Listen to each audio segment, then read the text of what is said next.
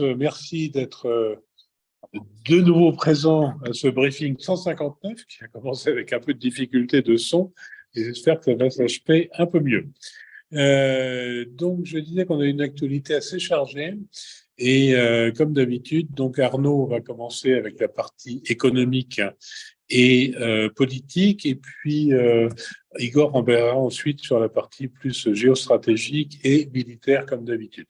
Donc, Arnaud, lourde tâche, tu commences, on t'écoute. On m'écoute, mais on ne me voit pas, semble-t-il, en tout cas d'après les dernières informations. Néanmoins, on va avancer et essayer de se faire ce briefing malgré tout, d'autant que l'actualité est riche et importante. D'abord, dans le domaine politique, les suites de l'attaque ukrainienne contre le pont de Crimée dans la nuit de dimanche à lundi. Igor parlera spécifiquement du lien avec l'accord céréalier, du volet diplomatique.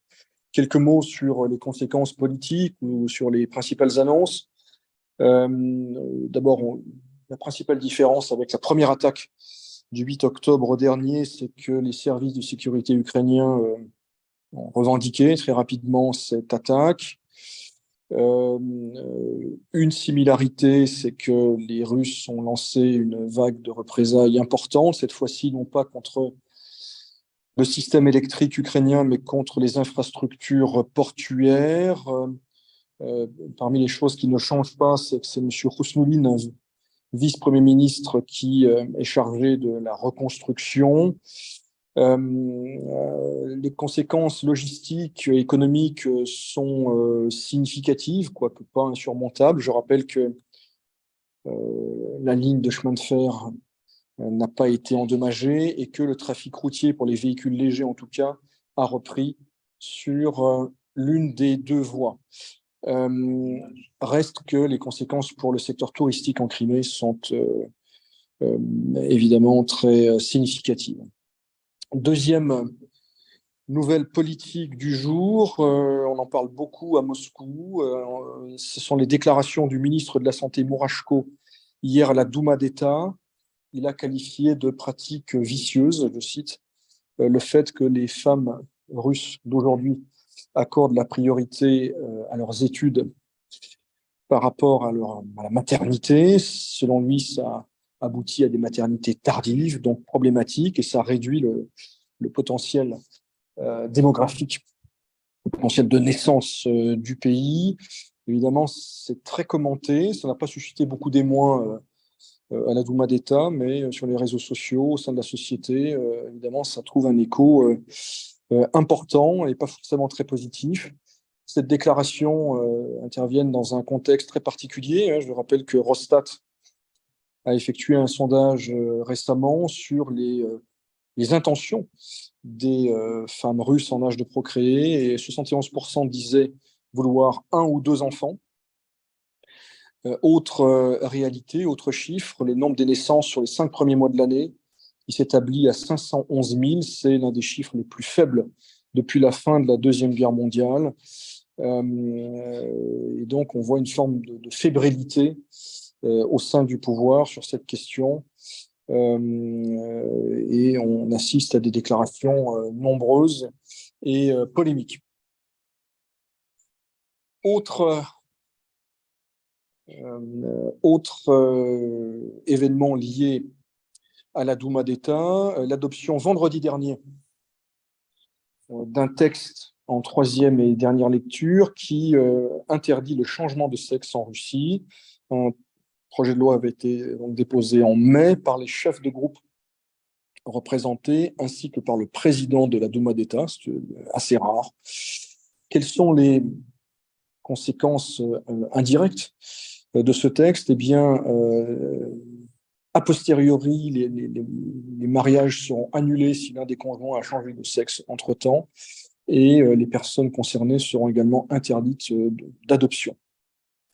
Cette loi illustre une nouvelle fois le durcissement des autorités russes en matière de questions sociétales, en matière de mœurs, et cette évolution est visible en réalité depuis une dizaine d'années.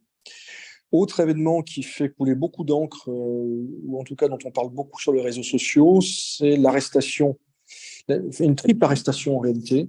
D'abord, un vice-ministre des Télécoms, M. Parchin, un ancien vice-gouverneur de Rizagne, M. Grekov, et enfin et surtout peut-être M. Polyakov, ancien colonel du FSB, qui gérait l'un de ces fameuses chaînes Telegram, où il faisait des révélations sur la corruption et sur d'autres dossiers. Alors, ces dossiers ne sont pas liés entre eux, mais ils sont liés à des pots de vin, en tout cas pour les deux premiers. Ils sont interprétés comme finalement le signe que certains acteurs à Moscou se mettent en mouvement et cherchent à liquider la concurrence ou les rivaux à l'approche de la présidentielle de 2024. Donc des turbulences dans l'arrière-cour politique à Moscou. Enfin, dernière nouvelle dans ce registre politique, là encore, qui fait couler beaucoup d'encre, c'est l'affaire Isinbayeva, du nom de cette ancienne championne du monde, championne olympique, sur la perche, si ma mémoire est bonne. Polémique pourquoi? Parce que d'abord ont été révélées ses résidences en Espagne, révélées par notamment la fondation de Navalny. Elle s'est sentie obligée de dire qu'elle était une femme de paix en réalité, et que les médailles qu'elle avait eues et son titre, surtout de major de l'armée russe, était purement honorifique et tout simplement était lié au fait qu'elle avait fait carrière au CSK, qui, comme chacun sait, est le club de l'armée. Et ces dernières déclarations lui ont valu de très vives critiques aujourd'hui de la part des autorités russes, notamment de la part du ministre des Sports, qui a estimé que cette prise de distance, finalement, par rapport à la Russie était inacceptable. Isinbayeva travaille pour le Comité international olympique. Elle a fait l'objet d'une enquête. Apparemment, elle a été blanchie, entre guillemets, de tout lien politique ou toute déclaration sur le dossier ukrainien. Et on voit qu'il est très difficile pour elle de garder une forme d'équilibre. Elle marche sur les œufs, finalement, elle est attaquée de part et d'autre. Ce n'était pas la dernière nouvelle politique, il y a une autre. Le week-end dernier, le FSB a dit avoir déjoué une double tentative d'assassinat contre Margarita Simonian, qui est la présidente de RT, mais également Ksenia Sobchak,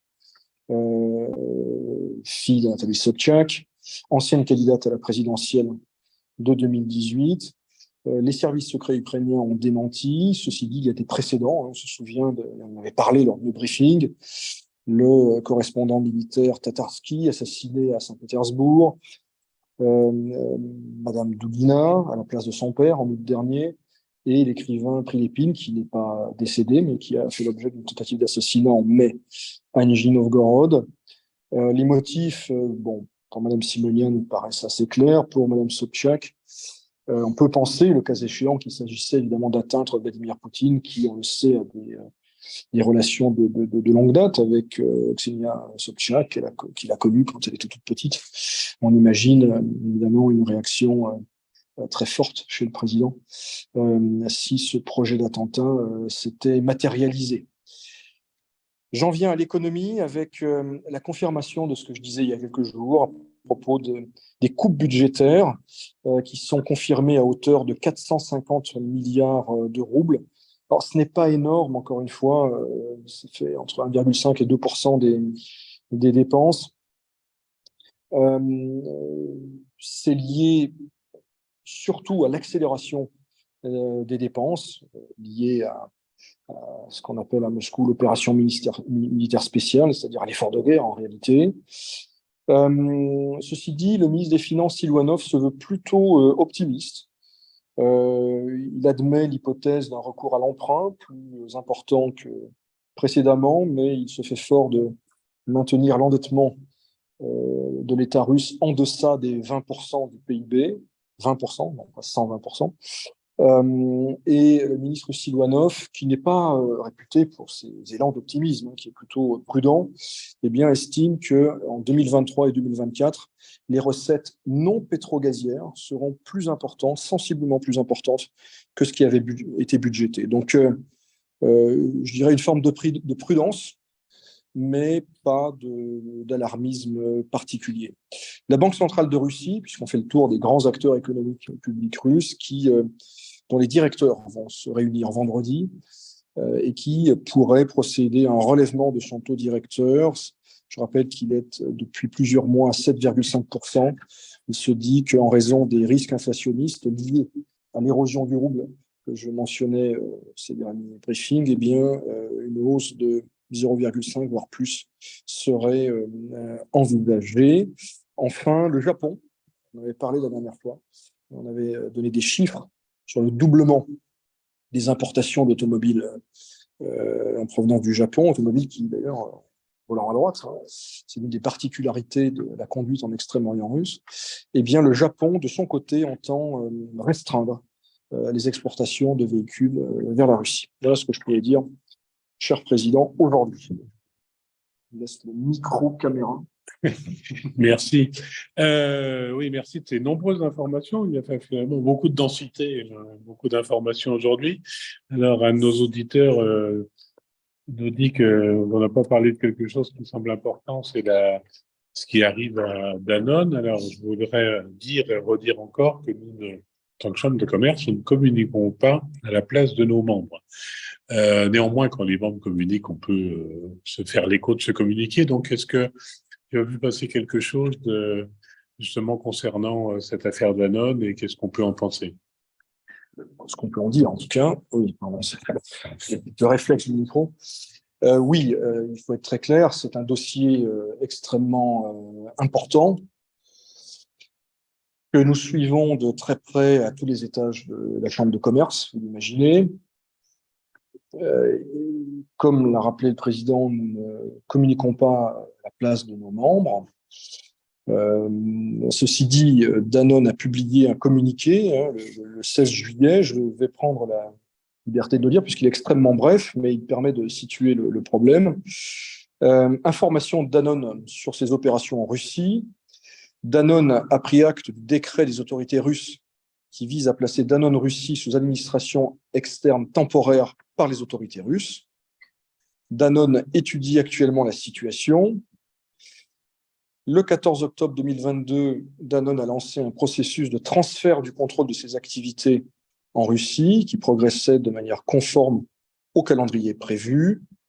Danone se prépare à prendre toutes les mesures nécessaires pour protéger ses droits en tant qu'actionnaire de Danone Russie et pour assurer la continuité des opérations de l'entreprise en l'intérêt de toutes les parties prenantes, en particulier de ses salariés. Voilà ce que dit Danone.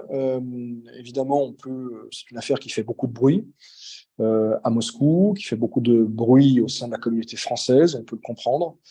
Je pense qu'en l'état actuel des choses, le mieux est de rester prudent, de ne pas prononcer de paroles à l'emporte-pièce qui pourraient nuire aux intérêts français, puisque c'est, je pense, le plus important pour nous. Évidemment, à titre privé, dans un cadre plus privé, nous pouvons vous donner notre avis sur la question, puisque nous en avons un, mais en l'état actuel des choses, l'Observatoire et la Chambre de commerce ne s'exprimeront pas plus à ce stade. Merci beaucoup. J'avais juste une question. Ksenia Sobchak semblait assez surprise elle-même de ces possibilités d'attentat contre elle et surtout elle semble un petit peu improbable comme cible des Ukrainiens. Oui, elle était surtout contrariée d'être mise dans le même panier, même de façon virtuelle, que Madame Simonian. Je crois qu'elle ne s'aime pas beaucoup. Et c'est surtout ça, je crois, qui l'a contrariée. Encore une fois, je ne sais pas s'il y a eu effectivement un projet, le cas échéant, s'il était sérieux, s'il était à un stade avancé. Mais, encore une fois, si on prend un peu de recul, ce n'est pas aberrant comme hypothèse. Vous imaginez l'impact qu'aurait médiatique, mais également vis-à-vis de Vladimir Poutine, qui a tenu la petite Sobchak sur ses genoux quand elle était gamine. Vous imaginez que tout ça aurait créé évidemment beaucoup de désordre dans un contexte qui est déjà très agité. Entre l'affaire Prigojine et la nouvelle attaque du pont de Crimée, on puisse dire que ça aurait été extrêmement fâcheux. Donc non, je Je ne pense pas que l'hypothèse d'une attaque contre Mme Sobchak soit aberrante. Merci. Donc, on va passer maintenant la parole à Igor, qui a certainement beaucoup de choses à nous dire. Il y a d'ailleurs une question qui va le concerner, qu'on lui posera après sur le sommet Russie-Afrique. Merci, Président. Bonjour à tous. Effectivement, je vais commencer ce point par quelques éléments sur l'attaque du pont de Crimée, ce qui permettra déjà de répondre à une des questions qui nous a été posée. Peut-être d'abord rappeler que, évidemment, c'est un objectif qui avait déjà été frappé, Arnaud l'a rappelé il y a quelques mois, à l'automne. Bon, c'est une infrastructure critique, donc on peut tout à fait comprendre que ça soit, je veux dire, une cible privilégiée par les Ukrainiens, parce que désormais, ils l'ont clairement reconnu. Hein. Alors, contrairement auparavant, ils entretenu le flou. Là, ce n'a pas été le cas.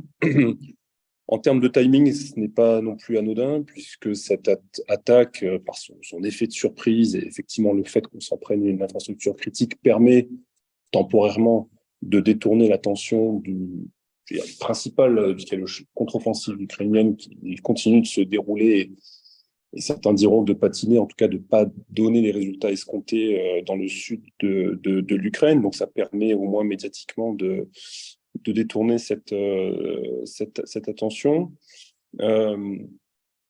Et ça a été, j'allais dire, le dernier clou enfoncé dans le cercueil du deal céréalier. Je vais y revenir, hein. Même si je pense que la décision prise par la Russie de s'en retirer était déjà en fait actée à ce moment-là. Mais en tout cas, ça a aussi, de manière assez paradoxale, médiatiquement, permis de niveler un peu l'effet médiatique de l'annonce par la Russie de la suspension de l'accord, puisque il y a eu j'allais dire, cette attaque contre le pont de Crimée, et donc quelque part intervenu, on l'a su très tôt dans la matinée, avant l'annonce officielle de la suspension par la Russie de son participation à l'accord sur les céréales. Donc quelque part, médiatiquement, les deux effets venaient un peu se télescoper. Et pour les Ukrainiens, c'était également, toujours en termes de timing, c'était toujours, j'allais dire, intéressant de leur point de vue par rapport à la 14e réunion du format de Ramstein qui se tenait pas longtemps après, quelques heures après, ou le lendemain. L'idée étant de montrer, à mon avis, hein, à leurs sponsors, à leur soutien, eh bien, que même si jamais les résultats ne sont pas au rendez-vous pour l'instant dans la contre-offensive dans le sud de l'Ukraine, l'Ukraine est quand même néanmoins capable de mener des actions d'éclat, des coups de force contre des infrastructures critiques qui ont une haute valeur à la fois symbolique, mais économique, et en termes d'infrastructure et de logistique. Donc, alors, justement, faire le lien avec Ramstein, il y a donc eu la 14e réunion de ce format, donc, qui est le format de Ramstein, du nom de la base allemande utilisée par les États-Unis, qui a abrité ce format, qui s'est tenu. Donc, les pays qui soutiennent militairement l'Ukraine, chacun à leur façon. Qu'est-ce qu'il faut retenir de cette réunion? Moi, l'ensemble me laisse, mais comme pour les précédentes réunions, quelque part un peu le sentiment qu'on plafonne un peu en termes d'aide militaire et de ce qu'on peut donner quantitativement, évidemment, mais d'une certaine manière aussi maintenant qualitativement à l'Ukraine. Les États-Unis ont annoncé un nouveau paquet d'aide militaire, 1,3 milliard de dollars. Évidemment, c'est une belle somme. On va trouver dedans principalement des drones, mais pas des drones Reaper, Predator, rien que ça, mais des drones beaucoup plus modestes, des drones qu'on emploie sur le champ de bataille, type Switchblade ou autre, par exemple. Des systèmes de lutte anti-drone aussi, comme le Vampire. Mais on ne trouve pas ce que le chef d'état-major ukrainien Zaboujny réclame désormais, des avions de chasse, des choses beaucoup plus offensives. M. Zaboujny explique que finalement les chars Léopard ne font pas l'affaire, en tout cas ne sont pas aussi efficaces et performants que ce qu'ils attendaient, et par conséquent maintenant c'est des avions de chasse qu'il faut pour les additionner à l'effet de frappe des chars pour pouvoir percer les lignes russes.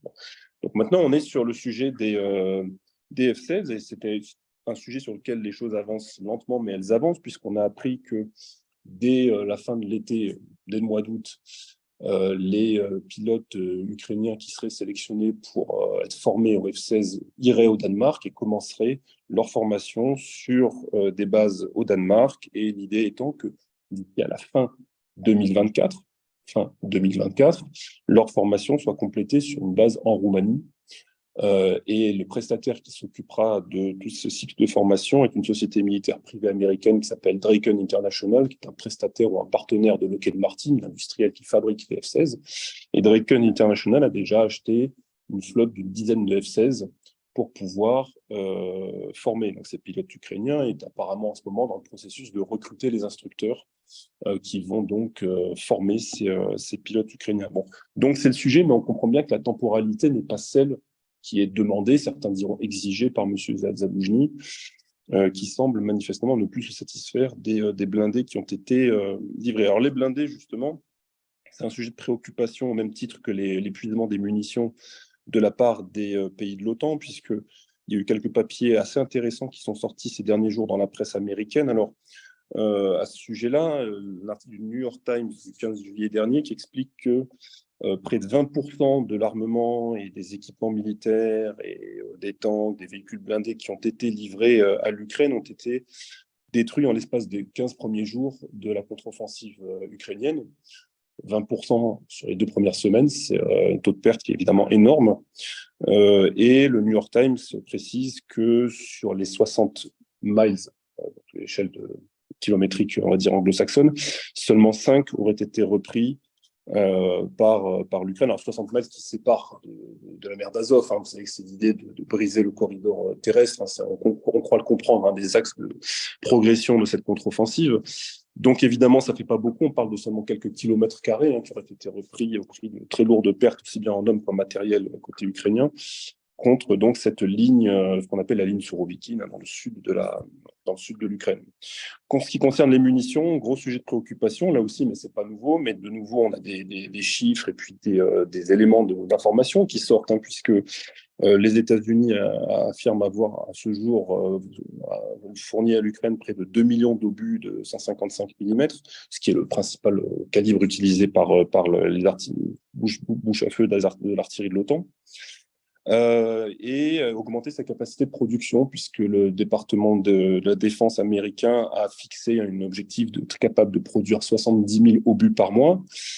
On part de 15 000 par mois au début du conflit, mais actuellement, on en est à 30 000 par mois. Autrement dit, l'industrie américaine aujourd'hui est capable de produire 30 000 obus par mois, sachant qu'il est admis qu'en moyenne, l'armée ukrainienne consomme entre 5 et 6 000 obus par jour.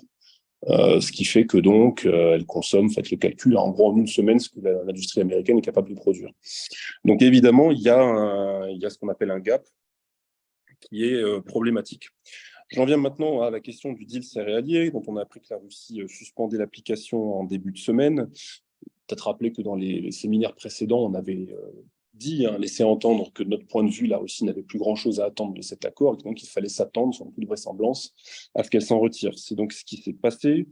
Les raisons, on les connaît. Les Russes ont expliqué depuis tous ces derniers mois, en fait, depuis le mois de mai,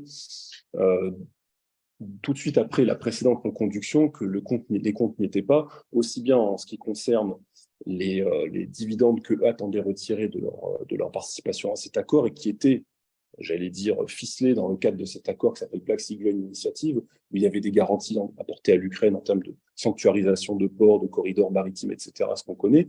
Mais, j'allais dire, l'autre côté de cet accord, pour les Russes, c'était que l'écosystème de la logistique internationale, de la finance, de l'assurance internationale pour la livraison des céréales et des engrais produits par la Russie et par les opérateurs russes, que cet écosystème puisse un peu respirer, parce qu'il est évidemment soumis à de très fortes pressions en raison des sanctions, soit des sanctions sur des personnalités, sur des entités, soit des sanctions secondaires, puisque les opérateurs internationaux, évidemment, rechignent à travailler avec des bateaux russes, avec des entités russes, avec parfois des cargaisons. Et donc, il était en vertu de cet accord prévu que des gestes soient faits pour, j'allais dire, inciter les opérateurs internationaux à ne pas avoir peur de travailler avec les Russes. Bon, ça n'a pas été fait là-dessus. Les Russes, on vous l'avait dit précédemment dans d'autres séances, ont pris une liste d'exigences, une dizaine d'exigences qui demandaient à ce qu'elles soient remplies pour prolonger l'accord. On a parlé de reconnexion SWIFT de Roselcosbank, du pipe d'ammoniac Togliatti-Odessa qui ne fonctionne plus, de la levée de sanctions sur des personnalités. Évidemment, rien de tout ceci n'a été rempli. Et donc, la Russie, cette fois-ci, est donc sortie. Il y avait des signaux annonciateurs avant le 18 juillet, donc le début de semaine, du fait que la Russie ne comptait pas prolonger l'accord. Les Russes ont notamment bombardé des infrastructures portuaires du port d'Odessa, ce qu'ils n'avaient pas fait depuis des mois. Quelques jours avant donc l'arrivée à échéance de l'accord, ce qui laissait déjà entendre évidemment qu'il n'était pas plus preneur de cet accord céréalier. Et là ensuite, évidemment, l'attaque contre le pont de Crimée intervenue dans la nuit de dimanche à lundi, comme je l'ai dit, est venue enfoncer le dernier clou dans le cercueil de cet accord. Alors, quelles ont été les réactions? Très rapidement, évidemment, les États-Unis et Bruxelles ont condamné cette décision de la Russie. L'Union africaine a appelé à réactiver le plus vite possible cet accord. La Turquie, par la voix de son président fraîchement réélu, a déclaré que cet accord appartenait désormais à l'histoire. Et l'Ukraine, de son côté, a proposé de poursuivre, en tout cas de maintenir une forme de circuit pour évacuer les céréales ukrainiennes en empruntant les eaux territoriales roumaines et bulgares, donc pour s'affranchir de la haute mer, j'allais dire, qui désormais paraît dangereuse pour les bateaux ukrainiens ou les bateaux qui quitteraient les ports ukrainiens chargés de blé ou d'autres choses, puisque les Russes, dès lundi, ont retiré toutes les garanties de sécurité qui étaient apportées au mouvement de navires en provenance ou en direction des ports ukrainiens de la mer Noire, ce qui donc pose la question aussi des sociétés d'assurance qui seraient prêtes ou pas à assurer les navires qui vont naviguer vers les ports ukrainiens ou en provenance des ports ukrainiens. Il y a déjà des problèmes qui se posent pour assurer ces navires, surtout que depuis 2 jours, on a vu quand même des bombardements très très lourds réalisés par la Russie contre des cibles sur Odessa ou dans la région d'Odessa, ce qui n'était pas arrivé, pas plus, depuis quand même très longtemps. Alors, est-ce qu'il est encore possible aujourd'hui de réanimer l'accord? D'après le ministère russe des Affaires étrangères, oui, puisque le MID a fait savoir que si d'ici 90 jours, les conditions qui avaient été posées par la Russie étaient satisfaites, eh bien, on pourrait imaginer de réanimer cet accord. Les conditions, on les connaît, je ne vais pas revenir dessus, c'est sensiblement les mêmes. Monsieur Lavrov s'est entretenu avec son homologue turc, Monsieur Hakan Fidan, nouveau ministre des Affaires étrangères, ancien patron du renseignement turc, sur les options alternatives qui pourraient être prises pour essayer de trouver un autre scénario pour ce deal céréalier, mais aussi pour évoquer, ça c'est un sujet tout à fait annexe, mais qui est quand même lié, la possibilité d'achat par la Turquie d'avions Antonov de lutte anti-incendie, puisque les Turcs seraient intéressés par acheter des Antonov pour la lutte contre les incendies. Enfin, toujours en lien avec ce sujet, pour finir dessus, pour clore ce sujet, la Russie a fait savoir qu'elle considérait la possibilité d'annuler les taxes à l'export pour les céréales, les engrais et les métaux pour les clients des pays amicaux. Et là, on est déjà dans ce que j'appelle la séquence des gestes qui va s'ouvrir, qui, à mon avis, va se prolonger. Le but étant d'atténuer l'effet politique de cette décision, qui est quand même importante et qui n'est pas anodine, en faisant des gestes concrets à l'égard des pays partenaires, des pays dits amicaux, qui achètent donc des céréales, des engrais ou du métal à la Russie. En annulant cette taxe à l'export, ce sera aussi un geste, soit dit en passant, pour, en ce qui concerne les céréales, les fermiers russes, puisque cette taxe à l'export exerce une pression supplémentaire sur ces fermiers. Je rappelle qu'elle est révisée quasiment quotidiennement, mais en gros, c'est entre 20 et 30 dollars à la tonne supplémentaire. Et donc, évidemment, ça peut être répercuté sur le client derrière, et ça fait renchérir le prix à la tonne. Je viens à un troisième point qui est donc le sommet qui s'est tenu entre les pays de l'Union européenne et les pays de la communauté des États d'Amérique latine et des Caraïbes, sommet qui s'est tenu 17 et 18 juillet à Bruxelles. C'est le troisième sommet, un troisième sommet de ce type qui se tient. Il ne s'était pas tenu depuis 8 ans. Et évidemment, le sujet de la Russie s'est invité dans les discussions. Il s'est notamment invité au moment où les délégations cherchaient à rédiger un communiqué final. C'est toujours le problème du communiqué final, puisqu'il y avait des enjeux liés au phrasé, au wording, comme on dit. Un certain nombre de pays de cette communauté des États d'Amérique latine et des Caraïbes ne souhaitant pas que dans le communiqué final, il y ait des termes trop durs pour la Russie, que la Russie ne soit pas condamnée. C'est le cas du Venezuela, du Nicaragua ou de Cuba notamment, qui ne voulaient pas que la Russie soit donc explicitement mentionnée, en tout cas condamnée dans le texte final. Finalement, une synthèse qui a été trouvée, puisqu'on parle dans ce communiqué final de profondes préoccupations plutôt que d'une ferme condamnation de Moscou, mais même ce terme beaucoup plus édulcoré n'a pas suffi au Nicaragua qui a refusé de signer la déclaration finale. On a appris par ailleurs que Vladimir Poutine ne se rendrait pas en Afrique du Sud au sommet des BRICS. C'est une information qui était en provenance d'Afrique du Sud. Et que ce serait Sergueï Lavrov qui représenterait donc la Russie lors du sommet des BRICS qui va se tenir à Durban le mois prochain. Pas vraiment pour l'instant de commentaires ou j'allais dire, du côté de la Russie, mais on peut comprendre les raisons qui, a priori, font que le président russe ne se rendra pas sur place. Il y a évidemment le mandat d'arrêt et puis toutes les questions qui seraient liées au fait d'assurer sa sécurité dans les conditions que l'on connaît. Puis terminer avec un point sur le débat sur le nucléaire. Vous savez, je vous en avais parlé des articles d'experts russes qui s'affrontaient, certains défendant l'idée qu'il fallait que la Russie envisage la possibilité de réaliser une frappe nucléaire en premier en cas du conflit, d'autres qui expliquaient que c'était complètement de la folie, qu'il ne fallait pas, ça devait rester de la dissuasion.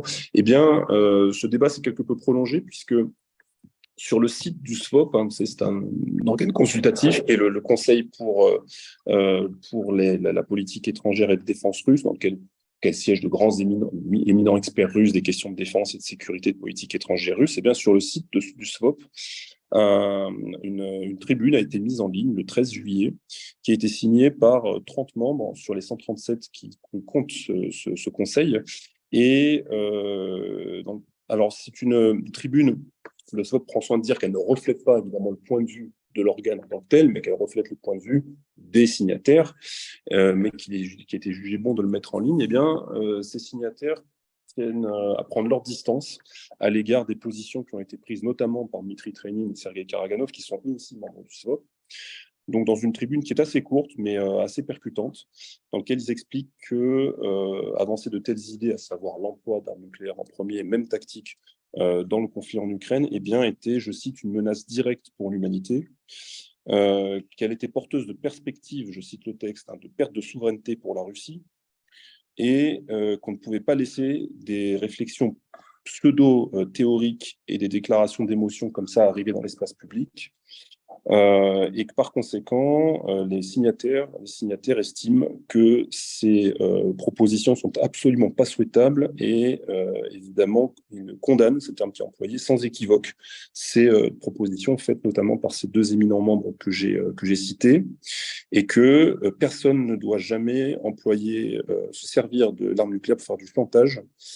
Donc voilà des termes quand même assez forts pour prendre ses distances, même plus que ça, à l'égard de ces suggestions, je veux dire, de ces idées qui ont surgi dans la presse spécialisée entre experts russes. Je vous renvoie, je crois que c'était le briefing 156 ou 157 dans lequel j'avais essayé de donner un petit peu les tenants et les aboutissants de ce débat. Voilà, Gilles. Merci beaucoup. Alors, il y a eu pas mal de questions sur l'accord céréalier. Je pense que tu as répondu déjà à la plupart. On nous demande juste sous quel pavillon naviguent les bateaux de l'accord céréalier. Et je pense que l'idée, c'est parce qu'il semblerait qu'Erdogan ait dit qu'il était prêt à assurer le transit des bateaux, choses comme ça. Est-ce qu'on peut imaginer concrètement que le transit continue et que les Russes coulent un bateau chargé de grains ukrainiens? Est-ce que ce serait politiquement tenable? Alors, il y a deux problématiques, il y a celle du pavillon et ensuite il y a celle des assurances. Pour les pavillons, d'une manière générale, on sait que les armateurs grecs, mais aussi les armateurs maltais, disposent de flottes extrêmement conséquentes pour transporter des pondéreux, dont les céréales, ou même les engrais. C'est pour ça d'ailleurs on se souvient quand il y avait des débats sur les nouveaux paquets de sanctions à Bruxelles, et qu'est-ce qu'on allait sanctionner, est-ce qu'on allait sanctionner tel type de marchandises, tel type de service, etc. Les Grecs et les Maltais tiraient tout de suite à sonnette d'alarme dès qu'on s'approchait un petit peu du domaine maritime, parce qu'il y a des enjeux pour eux économiques et de business qui sont énormissimes. Donc ça, c'est un premier élément de réponse. Le deuxième élément de réponse concernant les assurances, il faut bien comprendre que les deux principaux centres d'assurance mondiaux pour la navigation internationale commerciale sont situés à Londres et aux États-Unis. Donc, évidemment, vous trouvez là les principales sociétés d'assurance qui ne souhaitent plus assurer, j'allais dire, les cargaisons, les cargaison d'opérateurs ou de bateaux qui sont rentrés dans des ports russes, enfin bref, qui sont susceptibles de tomber dans le scope des sanctions, ce qui fait que les opérateurs russes parfois ont du mal ou doivent recourir à d'autres sociétés d'assurance qui sont beaucoup plus discrètes, j'allais dire, ou moins importantes, et peut-être, et même certainement, payer donc un prix beaucoup plus cher pour faire assurer les navires, ce qui évidemment renchérit le prix de la cargaison. Enfin, vous comprenez tout le schéma. Donc ensuite, pour Erdogan, le transit, oui, de fait, ils veulent l'assurer parce qu'il faut passer par les détroits, donc on transite par les détroits, donc géographiquement, il n'y a pas le choix, c'est sûr qu'on peut assurer le transit. La question, c'est par où on passe en mer Noire. Je précise à cet égard qu'il n'y avait plus de bateaux sortis du port d'Odessa avec des grains. Il n'y a pratiquement eu aucun bateau sur juillet. Il y en a eu un la semaine dernière. C'était le seul bateau qu'on a vu sortir, puisqu'il y a une notification qui était émise par les autorités ukrainiennes le 28 juin pour une cargaison qui devait sortir en juillet. Mais en gros, il y a déjà plus grand-chose qui sortait d'Odessa. Les Ukrainiens ont exporté, je crois, sur la saison 2022-2023, quelque chose comme 33 millions de tonnes de céréales, principalement, très majoritairement du maïs. L'Ukraine, c'est beaucoup de maïs, qui sont partis vers la Chine, vers l'Espagne, dans les principaux, j'allais dire, clients.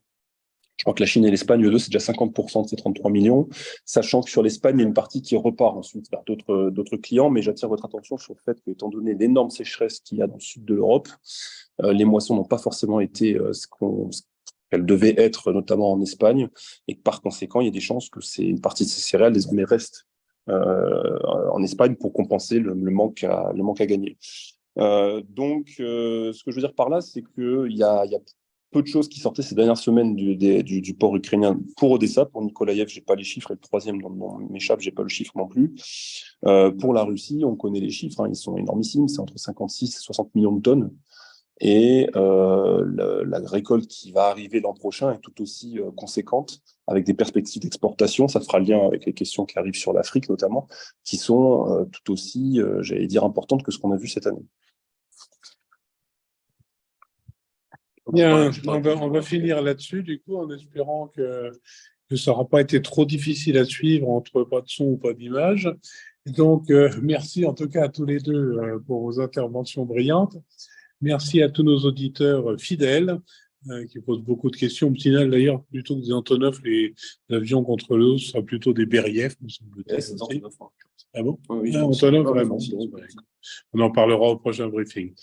Bien, merci à tous, en tout cas. Et comme toujours, la CCI France-Russie se tient à vos côtés. Tenez bon.